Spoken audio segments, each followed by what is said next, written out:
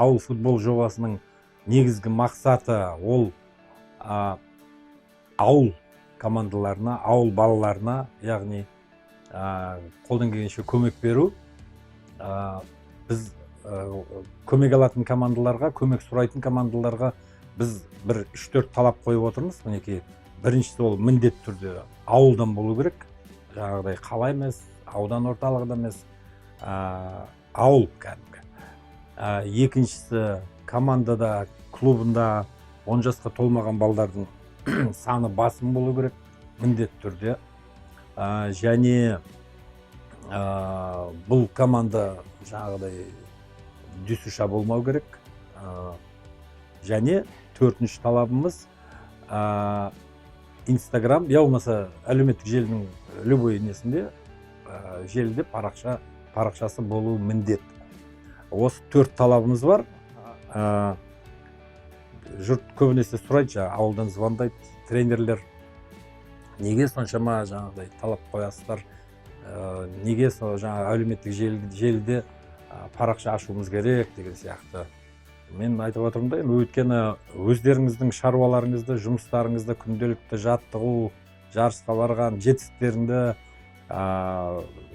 көпшілікке көрсету керек қой. Ол қазіргі жағдайда, қазіргі заманда ол әлеуметтік желілер, әлеуметтік желідегі парақшаларын солар арқылы көрсетіп, жұртқа паш етуге мүмкіншілік болады. Әрине, әрі қарай оны жаңағыдай дамытып, парақшаны әдемілеп, кәсіби түрде жүргізетін болсаңыздар, кім біледі, ертеңде өздеріңізге, клубтарыңызға спонсор тартып, жарнама тартып деген сияқты жұмыс істеуге болады. Спонсор деген сөз, әрине, ол бюджет, ол ақша, ол командаға керек жарақ дүниелерді алу, сол доп болсын, форма болсын, тағы басқа жаттығу құрал жабдықтар деген сияқты. Көбінесе соны тренерлер түсіне бермейді. Ол өте жаңағыдай маңызды дүние. Енді өздеріңіз қарап отқандай, дүние жүзінде барлық көбінесе мына спорттық клубтар, футбол клубтар әсіресе барлығы жаңағыдай хозрасчет қой отырған.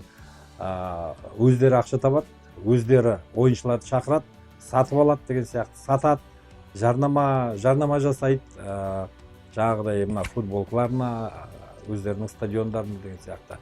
Зато өздері жаңағыдай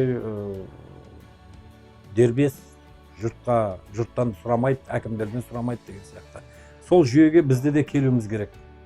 Мысалға, біздің Қазақстанда, біздің футболда әсіресе барлық клубтар десек болады, Қайратты алып тастайтын болса, барлығы өкіметтің ақшасымен өмір сүріп жатқан командалар. Яғни әкімшіліктер бөледі оған ақшаны. Ол елдің, халықтың ақшасы, бірақ оны олар жаңағыдай ақтап жатыр ма, ақтап жатқан жоқ па? Оның мына футбол сапасын көріп отырмыз, мысалға, талай командалар талай жарыстардан ұшып кетіп жатыр. Сондықтан біздің өзіміздің жаңағыдай позициямыз мына жалпы спортты, әсіресе кәсіби спортты, кәсіби футболды осындай жаңа нарықтық, осындай қарым-қатынасқа, нарыққа шығару керек деген позициямыз бар. Ол жаңағы сол үшін айтып отырмыз, парақшаларыңыз болу керек. Ана кішкентай балдарды айтамыз. Көбінесе байқап отырмыз, көбінесе мына тренерлер кішкентай балалармен айналысқысы келмейді, жұмыс істегісі келмейді. Өйткені ол футбол ойнай алмайды, доп тебе алмайды. Оларға көбінесе жаңағы дайын бала керек та, уже кішкене икемі бар деген сияқты. Сондықтан бұл да бір жағынан мотивация тренерлерге.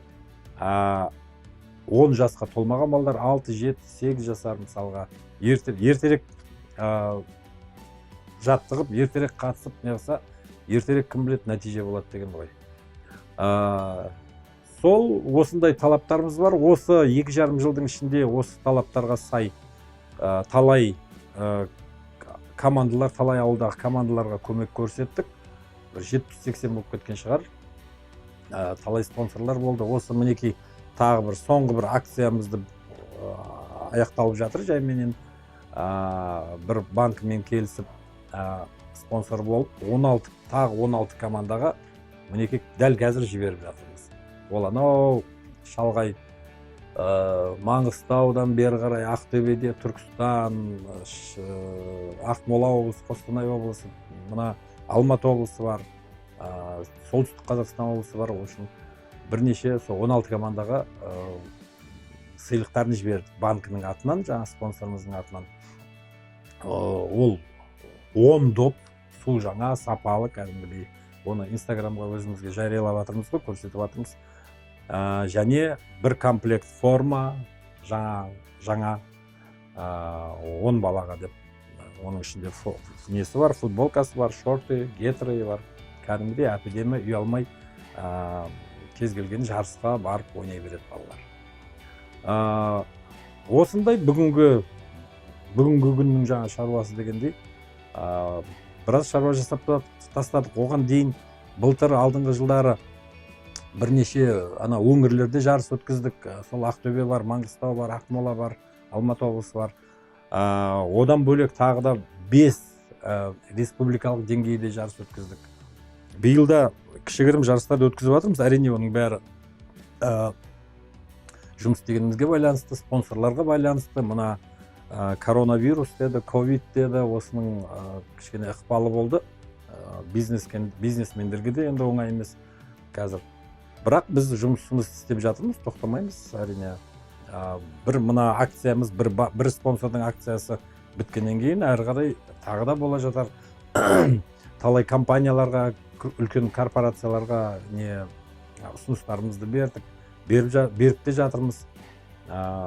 Әрине әкімдерге де беріп жатырмыз, облыс, аудан деңгейіндегі әкімдерге. Сондықтан жұмыс жалғасып жатыр, жұмыс тоқтап тұрған жоқ. Жаңағы ауылды, елді жерлерден звондап сұрайды жаңағы жігіттер, тренерлер, көбінесе физруктар мектептердің. Мына жобаға қалай қатысамыз, қалай болады, ақша төлейміз ба дейді. Ешқандай ақша төлемейді. Мен жаңа айтып кеткен сол 4 талабымыз бар, соны орындау керек. Әрине енді бірге істескесін бір-бірімізді жаңағыдай қолдап, сол әлеуметтік желіде жаңағыдай подписчиктерімізбен бір-бірімізге айтып жатады ғой, енді лайк қойыңдар, комментарий деген сияқты. Хотя бы осы жағынан басында да өзіміз отдельно бір не жасап қойғанбыз, WhatsApp чат ашып қойғанбыз. 15-16 команда бар ма қазір, тренерлер. Сол жерде өзіміздің шаруаларымыз талқылаймыз, әңгімемізді айтамыз, ұсыныстарымызбен, ойларымызбен бөлісеміз мысалға. Ешқандай ақша жинау деген ондай әңгіме бізде жоқ, мүлдем. Наоборот, біз спонсорлар тартып, сол жігіттерге, сол тренерлерге, сол командаларға көмектесуге дайынбыз. Әрине, біздің жаңағыдай принциптарымыз бар, еще көбінесе кездесетін қазір тренерлер біледі енді. Әсіресе мектеп тренерлер, мектептердегі физруктар, я болмаса дюсшадағы тренерлер жарысқа алып барғанда жаңағыдай подстава деген дүние әлі таусылмай келе жатыр. Кішкентай баланың орнына үлкен баланы қойып, жаңағыдай любой ценой жеңіп алуым керек деген сияқты, жүлдені бірінші орында чемпион болу деген сияқты. Ондай подстава деген болатын болса, біздің жобамыздан тренерді шығарып тастаймыз, мәңгі бізге келмейтіндей қалды, бізге жақындамайтындай қалды. Ол біздің басты бір талабымыз. Ондай болмау керек. Балалардан обал, өйткені кішкентай балалар, 10 жасар балалар барып өзінің құрдастарымен ойнап күліп келейін десе, ана жерден келіп үлкен балалар патырлатып, гол салып, жылатып, ұтып кетеді мысалға. Ол өте серьезный нәрсе. Және мына дүниежүзінің футболының принциптері, енді fair play дейді, no racism деген сияқты, осы принциптер, осы қағидаларға біз сай болуымыз керек. Ол дүниежүзілік тренд, дүниежүзілік дүниелер деп айтсақ болады. Біздің өзіміздің клубымыз бар, Red Substance деген, Райымбек ауылында, мына жерде Қарасай ауданында. Жартысынан көбі шығар, 10 жасқа толмаған балалар мысалға. Былтыр алдыңғы жылы үлкендеу балалар көбірек болды, бірақ былтырдан бастап кішкентай балаларды шақырып жатырмыз. Уже 4 группамыз бар мысалға. 10 жасқа дейінгі балдардың 2-3 группа почти болып тұр. 10 жастан үлкен бір группа. Даже 4-5 жастан қабылдап жатырмыз. Олар отдельный группа, өздерімен айналысады, өздерінің методикасы бар, өздерінің тренері бар деген сияқты. Турнирлер міндетті түрде, вот буквально анау өткен аптада бір турнир өткізіп қатыстық, біздің балдар 3-ші орын алды. Алматыда чемпионат Алматы 3-ші орын алды мысалға. Былтыр да 3-ші орын алдық. Ну, то есть біз ауылдан шыққан команда қалада на уровне Алматы жаман емеспіз деген сияқты. Біз ауылдың арасында жасаймыз, ауылдың ішінде турнир өткіземіз. Межаульные, межрайонные болғанда әр райондардан келеді, мысалға Алматы облысында. Алматы облысындағы командалар анау мысалға ана жақтан келді, Талдықорған жақтан келді, мына жақта Еңбекші Қазақ ауданы, мына жақта Ұзынағаш деген сияқты. Ол енді примерно облыстың деңгейінде. Республиканың деңгейінде де өткіздік. Ана Түркістаннан, Ақтөбе, Маңғыстаудан, Ақмоладан, например, Астанаға жиналып, сол жақта турнир жасадық мысалға, былтыр, как раз күзде. Турнирлер постоянно өткізіп тұрамыз, ол проблема жоқ ешқандай. Біз 2,5, почти 3 жыл бұрын клуб ашқанымызда, ауылда клуб болмаған, футбол клубы. Сол кезде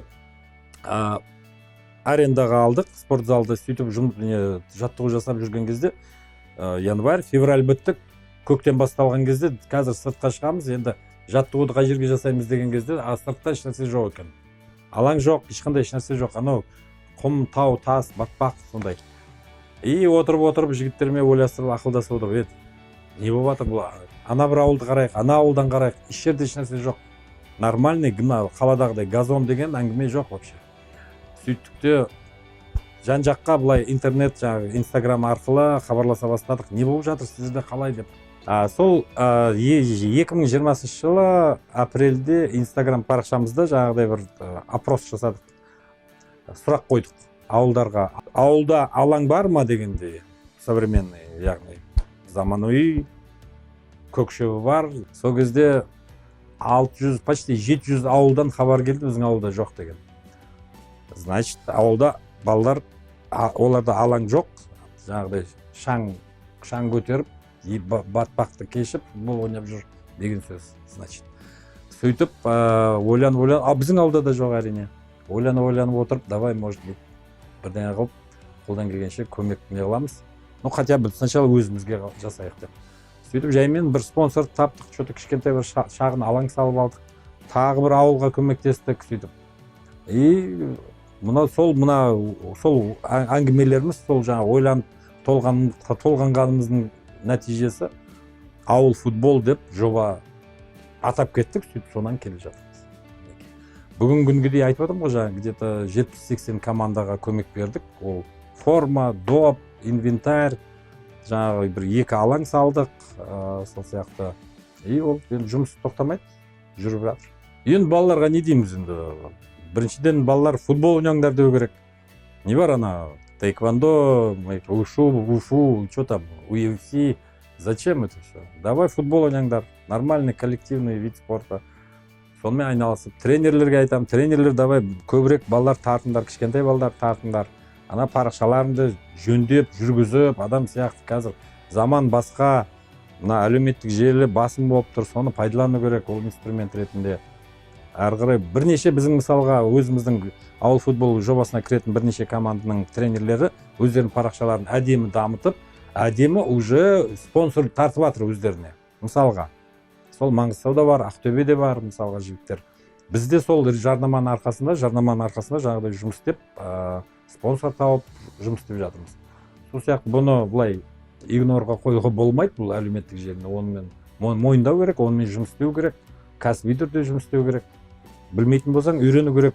Біз как раз мамандар шақырып, жылына 1-2 рет жаңағы әлеуметтік желі туралы жөнінде, қалай жүргізу жөнінде соны семинар өткіземіз мысалға. Сол тренерлерге.